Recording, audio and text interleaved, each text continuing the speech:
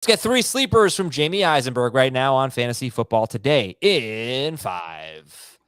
Kirk Cousins. Jamie's been high on Kirk Cousins for a while here. He loves the coaching change. And do you have him in your top 12? And what do you think his potential is, Kirk Cousins? I think his potential is top 10. I don't know if he's a top 5 quarterback, but I do think, based on what we see about the position and waiting for guys and the upside of what they have, we talk about this all the time, how good the receiving corps can be and can the quarterback follow suit. And, when you talk about Justin Jefferson being one of the top 3 receivers, maybe the number 1 receiver, that's a good place to start for Cousins. And Thielen and KJ Osborne and Irv Smith and the rest of the guys there, obviously if Thielen stays healthy, with what Dalvin Cook should do out of the backfield, I think we're going to see a more aggressive approach. We've talked a lot about, in terms of where they are in pass attempts per game and how that's kind of fluctuated the last couple of seasons. And they're coming off a year where they threw the ball a little bit more than I think people realize. But Kevin O'Connell, I think, will be more aggressive in terms of how they throw the ball, maybe more in the red zone, certainly more on first downs, obvious rushing situations. I don't think we'll see them run the ball as much. It's not a knock on Dalvin Cook. I think it's just more of a belief in what they have as a passing system. O'Connell was with Kirk Cousins in Washington as the quarterback's coach there once upon a time. So these two are familiar with each other. I just think there's a lot more upside than downside with Cousins. I always like to wait on the position. He doesn't run, which is a knock on him, but I do think he can be a 4,500-yard passer, 40 touchdowns, can take a significant step forward as a fantasy option. He's always solid, but that would be a hell of a year, 40 touchdowns. Kirk Cousins, QB 15 right now in ADP since May 1st on NFC. Nahiem Hines, you've been talking about this a lot too. They said they're going to use him a lot more. What does that look like for Nahiem Hines, and what do you expect from him? I think he could be a 70 catch running back. You just look at what this offense has and maybe what it doesn't have in the passing game. We're hearing positive reports about Paris Campbell. They like Alec Pierce. You know what Michael Pittman's going to be. There's a changing of the guard and tight end because Jack Doyle is no longer there.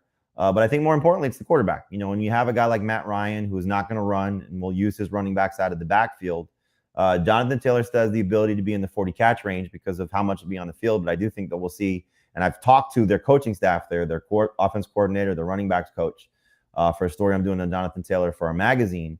Both spoke very highly of Nahiem Hines and just, his ability as a pass catcher. We saw it 2 years ago, in spurts with Phillip Rivers. I think we'll see it again with Matt Ryan. Carson Wentz doesn't necessarily do that to the same level as these two veteran guys. And as we know, quarterbacks that get older that aren't mobile, this is what they do. They feel pressure. They look for an easy outlet. And Nahiem Hines, I think, will be that guy. But I do think playing in tandem with Jonathan Taylor a little bit more will help. I think he'll give you a little bit out of the backfield, carrying the ball as well. He's not going to necessarily be a superstar. We know that Jonathan Taylor, if he's healthy, will have that role. But Nahiem Hines is a Austin Eckler pre-superstar type of guy, a James White type of guy, a Darren Sproles type of guy, where it could be a flex for you in PPR. At times, if you're stuck, be a starter, but certainly going to outperform his ADP, better in PPR than the other formats. But a high reception total caliber player, and would not be surprising if he's in the top 5 receptions at the position. And you can get Nahiem Hines currently in round 12, and that would be fantastic for a player that you might be able to use as a flex most weeks. All right, wide receiver. Let's talk about Russell Gage. Russell Gage, his ADP is probably going to go up because earlier on Monday or Sunday night, whenever it was, Tom Brady said Russell Gage is going to have a big year. And he's currently wide receiver 43, going 104th overall. Where do you think Russell Gage should be drafted?